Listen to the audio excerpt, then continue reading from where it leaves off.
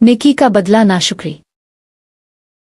बचाओ, कोई मुझे यहाँ से निकालो, मैं मार जाऊंगा। ये तो एक सांप है, लेकिन बहुत तकलीफ में लग रहा है।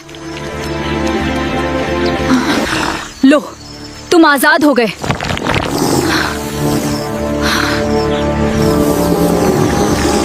मैंने कसम खाई है कि जो मेरी मदद करेगा मैं उसे जरूर डसूंगा।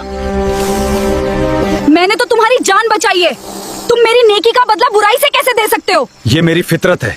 और फितरत कभी नहीं बदलती। चलो ठीक है, जो पहला जानवर आएगा उससे पूछेंगे। अगर वो तुम्हारी बात पर इत्तेफाक करे, फिर जो चाहूं तुम कर लेना।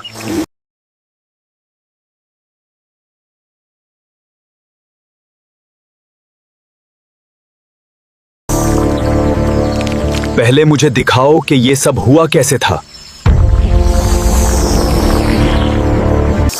ये इसी तरह फंसा हुआ था। अब इसे यहीं रहने दो। जो मदद करने वाले को ही नुकसान पहुंचाए, वो दूसरे मौके का हकदार नहीं होता। हर कोई आपकी मेहरबानी की कदर नहीं करता।